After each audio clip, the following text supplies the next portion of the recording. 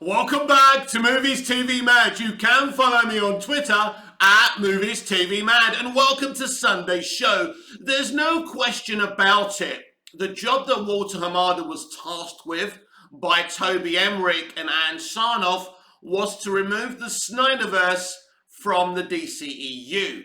Now, this was made complicated by AT&T Chief and CEO John Stankey being desperate to launch HBO Max because his orders to Hamada was make lots of shit for HBO Max.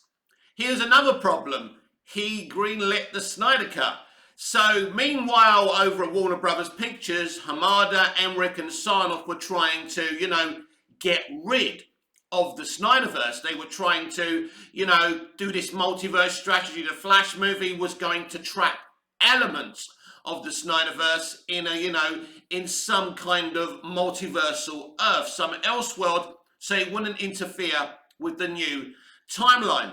Would they ever deal with the Snyderverse again, for example, at the end of this Flash movie, for example? I know, and you know, via me and other people, other scoopers, that Ben Affleck's Batman is trapped somewhere. Who he's trapped somewhere with, we don't know. We have to assume it was Henry Cavill's Superman, and maybe some other DCEU characters that they didn't want to deal with again, maybe Leto's Joker and people like that. So at the end of that movie, you've got Affleck saying to the Flash, find us. Just like Barry Allen did in BVS, they swapped it around. Now, there was this whole thing, this rumour, because Zack Snyder hinted towards a Final Crisis, that we would get a Final Crisis movie where the Snyderverse characters and the new timeline characters would unite as one to defeat and fight the new gods. Now, we'll never know if we were ever going to get a Final Crisis movie. Now, Jim Lee was hinting big time at Final Crisis. Now, what kind of Final Crisis this would have been, and how they would have fixed it in the end. What would they have done in the end? Where would the Snyderverse would have gone to? Would it still be trapped somewhere else? Would it come back to the main universe? Well, no, because we know that Hamada was tasked with getting rid of the Snyderverse and cleaning it up. And also, we also know that predominantly the new Timeline's Justice League was going to be predominantly female. I think the only male characters that would have been there would have been Aquaman and Shazam, maybe Blue Beetle as well. Now, there were rumours that there was going to be a new actor as Superman, hinted at also in the end of the Flash movie. Now, I did see something in the test screening that sort of alludes to that. I can't really discuss that. So those rumours were kind of true.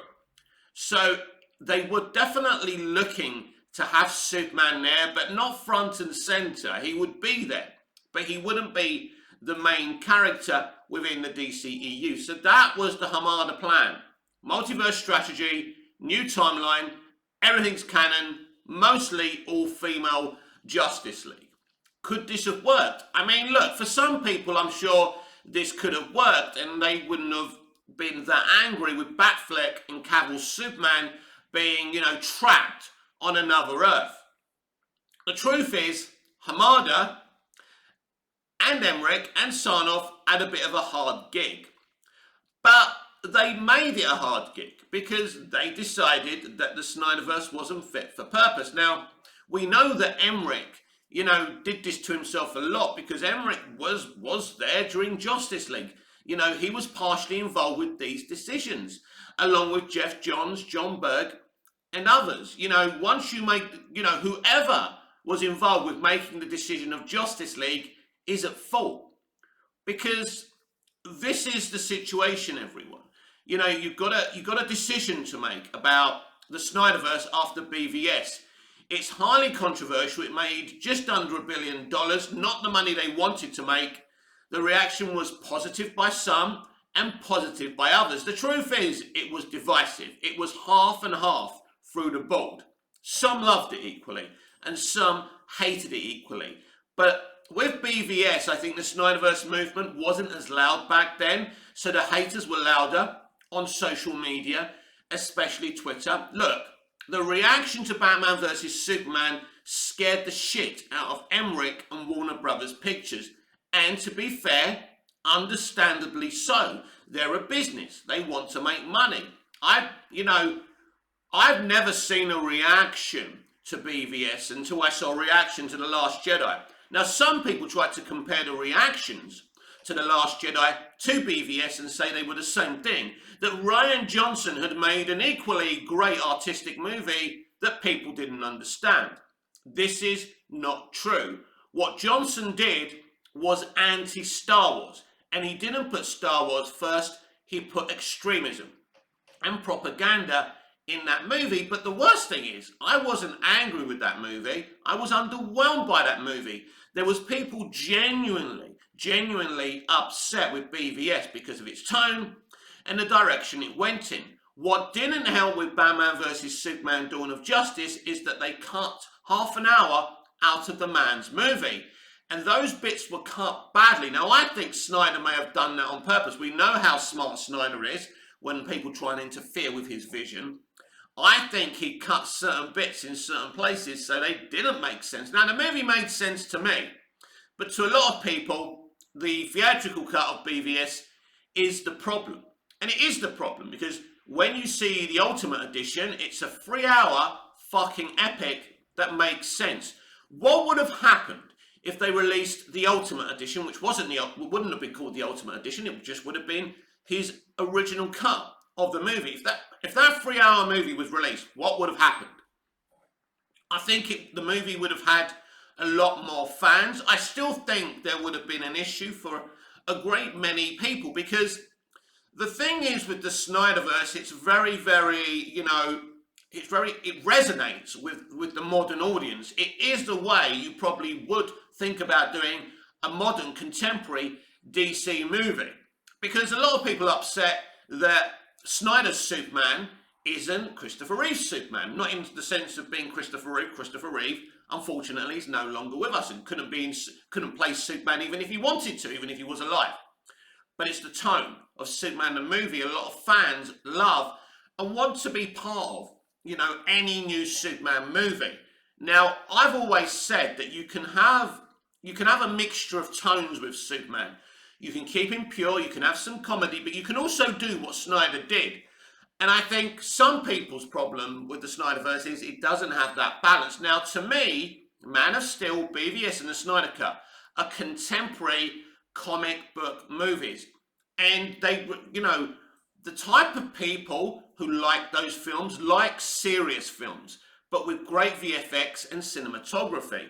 I mean, look, they're beautiful looking movies, they're very interesting movies, and I mean, listen, I could talk about Snyder's DC movies forever. I don't even think I've got room on my hard drive to talk as long as I want to about Snyder as a man, as a director, because he's a very interesting man. He really is in terms of art.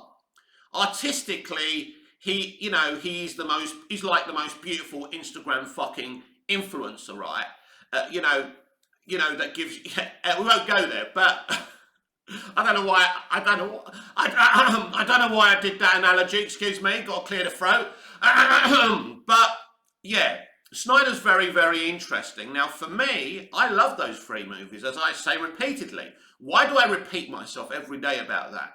Because people misunderstand me, because I like to have balance in my conversations. Today's just a random conversation about the DCEU, and the reason I'm having this conversation is laughing at MCU stans who actually thought Henry Cavill was going to be unveiled on the stage by Kevin Feige at D23, and that was never going to happen. There's some nasty pieces of work out there who have got a big following who would love Cavill to join the MCU so they could bait us DCEU stans, and it's not going to happen.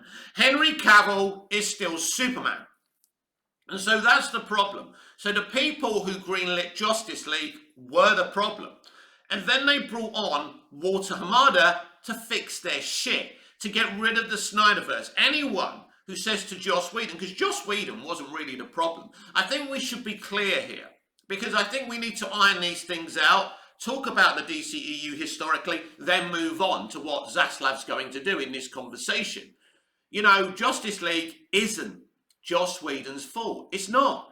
He was tasked with a job. It wasn't his decision to go in there and have the same schedule as Zack Snyder and to have that movie released on the same date as Zack Snyder's movie. Of course not. Joss Whedon would have loved to have made his own Justice League movie. He made one of the best comic book movies in the first Avengers. There is no question about that. And he could have done the same thing with a Justice League movie. I've said this before. All that had to happen here after BVS is for the studio and the director to be on the same page and say, do you know what? We've got creative differences. We love Batman versus Superman, but it was a bit divisive. We want to go in a new direction. So Zack Snyder will be stepping down. He won't be, his vision will not continue here at Warner Brothers Pictures. And we're giving the keys to DC, to Jeff Johns and Joss Whedon. I think that's a pretty good team in terms of DC knowledge as well.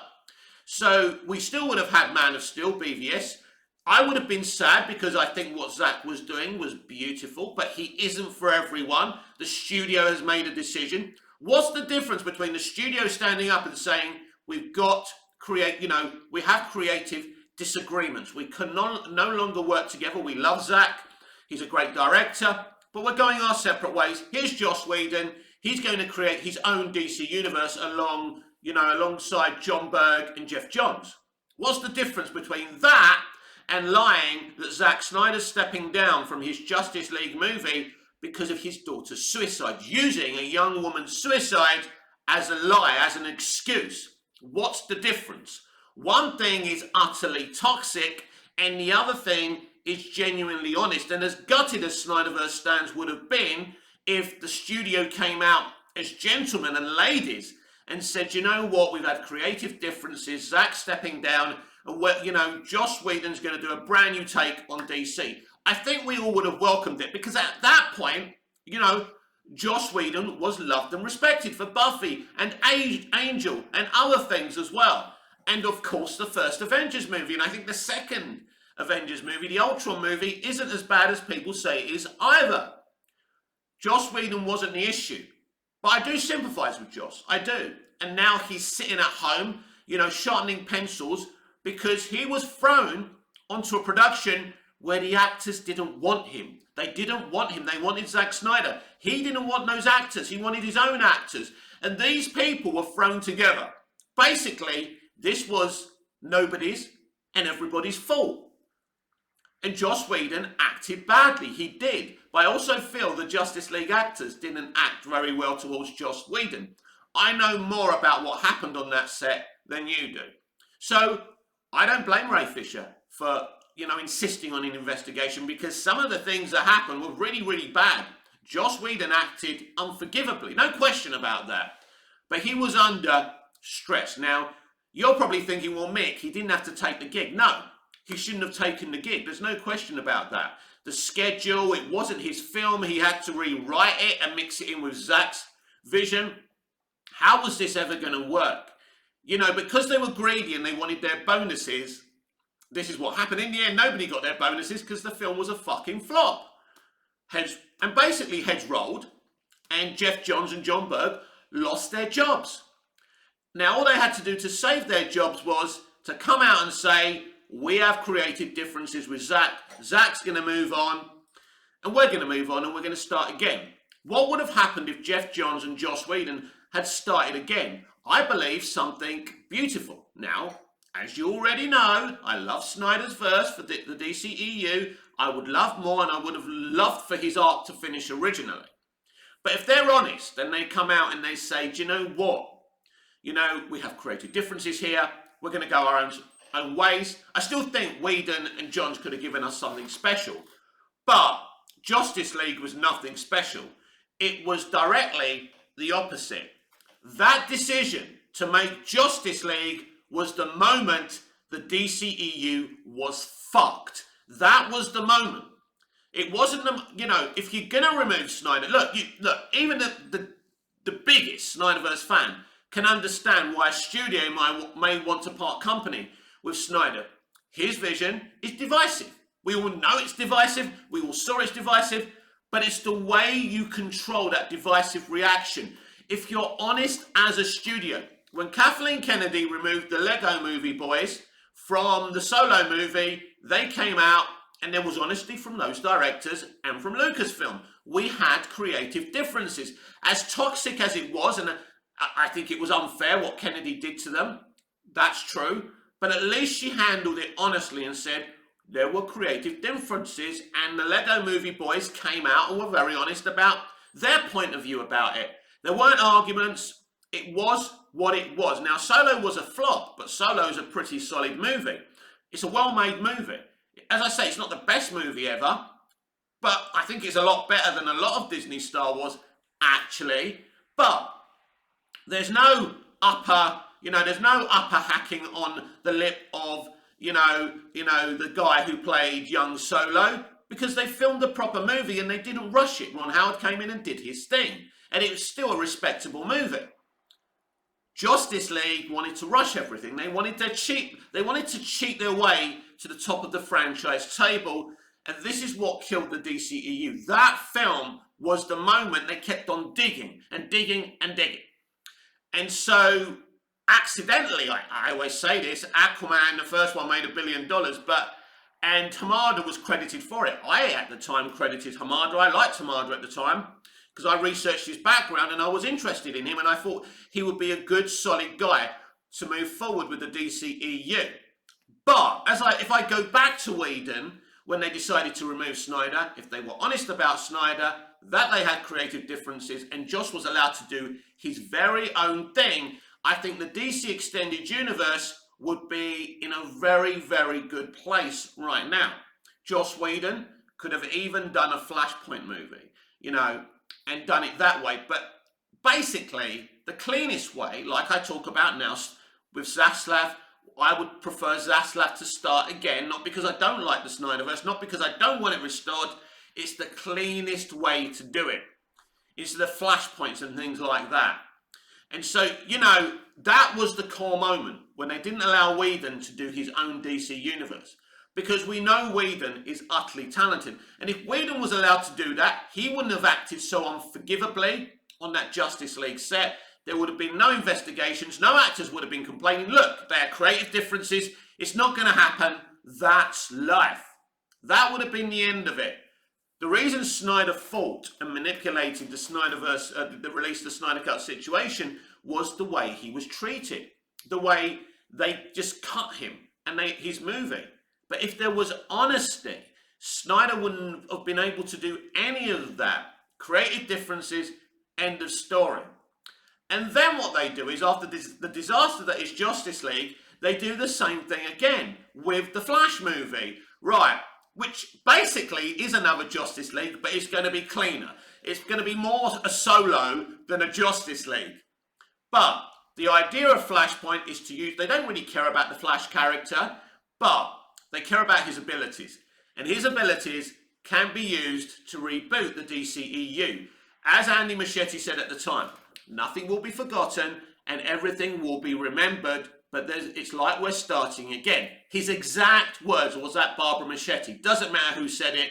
That was Hamada's multiverse strategy. And I've repeatedly said at the time when I heard this, I was very excited that the Snyderverse wouldn't be forgotten and everything would be remembered, but we'd be moving forward with a brand new timeline. Why didn't this work? Well, Ezra Miller's antics didn't help the situation. I think probably if it wasn't for that. But two things destroyed the multiverse strategy. It was Ezra Miller's antics, but mostly it was the merger between AT&T and Discovery. The merger between Warner Media and Discovery to become Warner Brothers Discovery. I've actually discussed John Stankey's motivations. It was John Stankey who went to David Zaslav. John Stankey, if you don't understand what I'm talking about or who I'm talking about, John Stankey is the CEO of AT&T, and he realized that they've made many mistakes at Warner Brothers because Stankey recognized after all that time that they knew nothing about entertainment. And, AT&T are a cable and wireless, a digital kind of network. They know nothing about entertainment. Now, they did some good things and they did some bad things, but you can't run one of the biggest studios in the world the way they did, and they embraced streaming. So he went to Zaslav, who's a troubleshooter, he's a business manager, he's done a great job over at Discovery. It's such a successful platform thanks to Zaslav. So they decided to do this merger because, you know, AT&T knew their shares would be safe with him and they would have some value.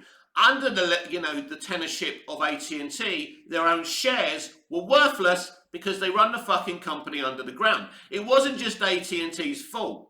They weren't aggressive enough with Toby Emmerich and Warner Brothers Pictures. They're very toxic. They're like, you know, they're like a mafia, and they run themselves, and it was no good. Now already you can see that Zaslav has, you know, destroyed that. He's come in, he's got rid of Hamada, he's got rid of Emmerich, he's got rid of Sarnoff. Sarnoff was the first person he got rid of because she was easier to remove than Emmerich. Emmerich is a very, very smart egg. He's a snake, and he was harder to remove. But Zaslav did it, and he brought in Mike DeLuca and Pam Adbert. That's a brand new leadership, but it's a leadership that basically is having its strings pulled by David Zaslav. Why is this better for DC fans? Because you should never have a leadership at a studio in the cinematic side that are totally independently dominant and where the CEO of the actual company doesn't have a say. Now, Zaslav is controlling everyone. Everyone in place is under his control. And if they do something he doesn't like, he'll tell them not to do it or he'll get rid of them. It's different. He has the power, and this is better. So, this is where we are now. The Walter Hamada verse, the multiverse strategy is dead. And that's really what I wanted to talk about today. What does this really mean now? No nearly all-female Justice League, which was going to happen under Hamada. The multiverse strategy is dead. So I think it's okay to kind of surmise and guesstimate what's going to happen here, because the leaks have been stopped by Zaslav at Warner Brothers. I mean, there was a lot of DC leaks, and I've noticed now that Humberto Gonzalez has got a little bit of DC information. He was the one who broke the news about the Snyder Cut at first. And again, he seems to know stuff, certain things. He's been able to see Blue Beetle, a little bit of Blue Beetle, and he said he teared up because as I was saying on my live premiere yesterday, someone said, oh, Humberto Gonzalez says Blue Beetle's amazing. Of course he does. He's Latino. It means a lot to him, right? And I can understand that. Gonzalez has got me blocked on Twitter. So what I'd ask my subscribers is, if you follow me on Twitter and you see him do anything or post anything that's interesting, juicy, big DC news, please, at me, at Movies TV Mad, let me know. Do a screenshot or something so we can keep up to date with what's going on and we can discuss it on this channel, because that's what it's all about. So I'm a very opinionated son of a bitch. I do get into it with these blue ticks and these verified directors, actors, scoopers, and a lot of them ultimately, sadly, block me because they don't like an opposing opinion, especially when it's full of bullshit. I have to come at them. I have to put these propaganda merchants straight, and that's what I do. I think it's pretty clear that Affleck is going to be Batman going forward, and Henry Cavill is going to be Superman in the DCEU going forward. I wish I could sit here and say to you, oh, Henry Cavill's definitely in Black Adam, he's definitely in Shazam, but one thing we do know, Batfleck is definitely going to be in Aquaman and the Lost Kingdom. This is a reversal of the decision that Hamada made, which meant that, Batfleck was non-canonical in the DCEU since Flashpoint. He'll be stuck in some kind of, pocket universe somewhere. So Aquaman and the Lost Kingdom actually originally, and they filmed it, had Michael Keaton's Batman in that film. We don't know if he's still there, but we know that Batfleck's going to be a thing in that movie. How much he does in that movie, I don't know, and it doesn't really matter if it's a lot or a little, as long as we see him.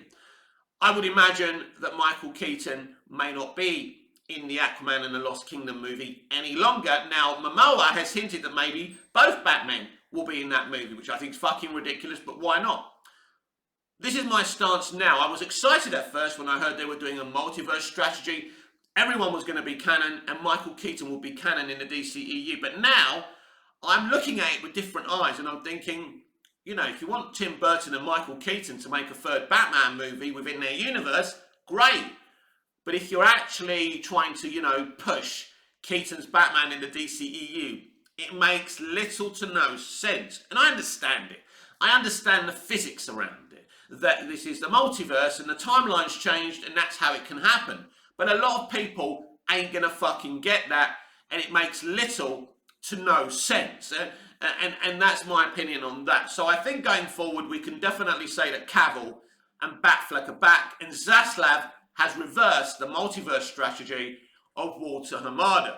So we know where Batfleck's turning up. So we definitely know about Batfleck. So why is Cavill's Superman such a secret if he is returning? Because Henry Cavill is a much more complicated situation, and Superman is a much more complicated situation to bring back than Batfleck. You know, Ben Affleck is a huge Batman fan. He'll come back. He'll always come back. Even though he said he's not Batman, he's not aggressive. He's not like, oh, I'll never do this again. Even though some people have reported that. No. Even though he was hurt what happened with Justice League and upset what the studio did to Zack Snyder, he's a Batman fan. He wants to play Batman. That's why he came back to the Flash movie. Now, I would imagine that was his swan song in the Flash movie. That won't be the case now. So we have to look at the Flash movie and what's going to happen with it. Right now, that's being released in June of 2023. The question is, will Cavill be put also in the Flash movie? I would imagine so, which means that movie needs some more work. Now, we know they're composing a score for it. So it's going to be very, very interesting what happens with that film and if they're going to change it. Now, it may not have a lot of reshoots to come because we know there were some reshoots this summer. Why did they have reshoots this summer? Well, I think they had reshoots this summer because Zaslav sent them back secretly. And don't forget, this was Ezra Miller going back to do more scenes when he was misbehaving. But apparently he was fine. Imagine that, he was fine on set. So that's crazy, isn't it? I don't want to really use that word, but I don't know what other word to use for Ezra Miller, unfortunately. Hoping they get the help that they need. So we know there were reshoots. Now, we don't know if there were extensive reshoots for The Flash this summer or if they were small ones, if they were scheduled reshoots.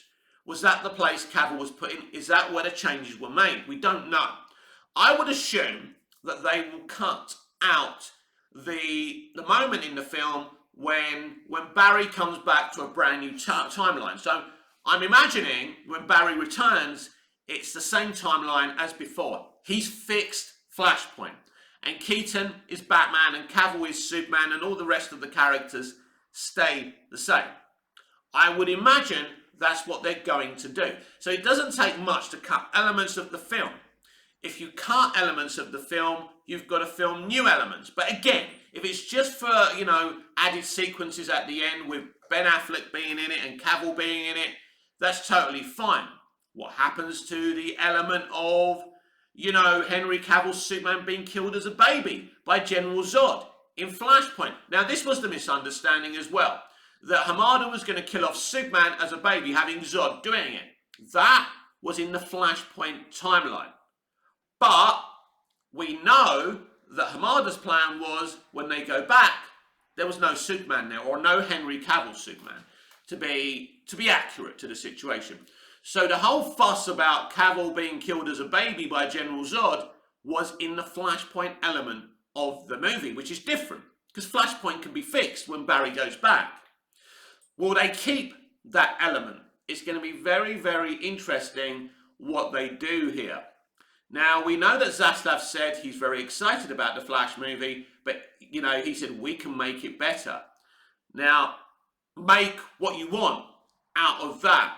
Now, we're talking about June. So we're talking about, well, what's that, 9 months or so? They've got a lot of time to go back and fix that movie. I don't know if they will. I don't know what's going on. But a lot of Snyderverse fans believe with the return of Batfleck as the main Batman in the DCEU, the same is going to happen with Henry Cavill's Superman. So The Rock has hinted that Cavill's Superman will be in Black Adam. Now, the director said a very interesting thing. Now, you've got to understand, there's certain things I know that I can't talk about. So when I talk about things, I have to talk about them like I don't know about them, so we can talk about this subject. So, the director of the Black Adam movie said that by the end of the movie, Black Adam has no knowledge of Superman. He hasn't met Superman. So, make of that what you want. Now, for me to play devil's advocate, that doesn't mean in a post-credit scene, Henry Cavill's Superman doesn't show up. Of course, there's another thing as well. The director of Black Adam could be lying. Again, I have to talk about this stuff like I don't know what's going on. It's the only fair way. So we have to be fair to people, you know, spoilers and things like that. But so, you know, it's a very difficult situation. But also, when I talk about Black Adam, you've got to understand that I saw a test screening and I didn't see the complete movie, so I don't know everything either. I've heard whispers about Cavill, but I'll leave it at that. Anyway, so listen, I believe the fans are going to get what they want, which is Henry Cavill returning as Superman. Whether that's Black Adam, whether that's Shazam! Fury of the Gods, the original plan was, from War to Armada, this was the original offer made to Cavill for him to cameo in every DCEU movie and be this kind of, you know, Tony Stark, you know, kind of thing that happens. But they weren't going to give him a Man of Steel sequel. That's where the problem lied. They just wanted him to cameo in other movies. Like, a bit like what Ruffalo's doing with Bruce Banner and the Hulk. And Cavill didn't want that. And so they're going to have to give him something if he's going to come back. And that, of course, we don't know if the DCEU is going to continue going forward or if they're going to start again. These are the decisions that have to be made, because it seems to me, with Zaslav pulling the strings, he's going to be using the president of DC Studios more of a consultant rather than someone that can do whatever they want. It'll be interesting. It will depend who it is. That's why really Zaslav has to choose someone who can make the right decisions on their own. Because Zaslav's already admitted he knows nothing about this industry. That's why he's consulting with Alan Horn, former WB CEO, and of course the guy who made all the big decisions with Disney, you know, bringing in Bob Iger and things like that. So, you know, really good guy. I mean, he's no spring chicken anymore, but his mind's there. So we're going to have to wait and see. But I'd like to think that Cavill's coming back for sure. He's certainly not joining the MCU. First of all, he's a very busy actor. He's doing a Highlander movie. He's still got to come back eventually and do The Witcher season 4. He plays Sherlock Holmes in Enola Holmes as well. That will continue. So he's a very, very busy actor. But he won't be too busy to make Superman and make a Man of Steel sequel. A Man of Steel sequel is the end game for us. It's what we all want. And hopefully we can do that. Now, again, here's the issue with Cavill coming back. Because of the Snyderverse stuff and the black suit stuff, what happens? How do they embrace this? Do they continue the Snyderverse? Do they do something independently, still using Cavill, but separating him from the Snyderverse? This is going to be very, very interesting going forward, what they decide to do. But David Zaslav knows what the people want. The majority of people. Henry Cavill back as Superman full-time, and Ben Affleck, the Batman of this DCEU timeline. And this is what's got to happen at the very least. Using those actors is very important. Using those actors doesn't mean they're bringing back Snyder. That's another decision to be made. So it's going to be, as I say, very, very intriguing to find out what decisions Zaslav makes. We know he's not scared of making the ruthless decision. Cancelling Batgirl was a very brave decision. It was the right decision for many, many reasons, because they weren't going to embrace the all-female Justice League. They weren't going to embrace the multiverse strategy. And there were many reasons why that film was canned. And it was the right thing to do. And I know extremists are not happy about it, but they're not Batgirl fans. But the number one reason to can Batgirl is because Bacchio is a beloved character and deserves the best movie and the biggest budgets and the best people. You know, it deserves the Christopher Nolan, Matt Reeves treatment. It doesn't deserve to have this kind of CW pilot quality, using the words quality loosely to it. So Zaslav made the right decision, and Toby Emmerich and Walter Hamada made the wrong decisions. This has been Movies TV Man. I'm Mick, your host with the most. Just ask your girlfriends and your wives. Please like, share, comment, subscribe, hit the notification bell so you never miss this beautiful perfection. And I'll see you again in the next video. Until we see each other again, goodbye, au revoir, auf Wiedersehen.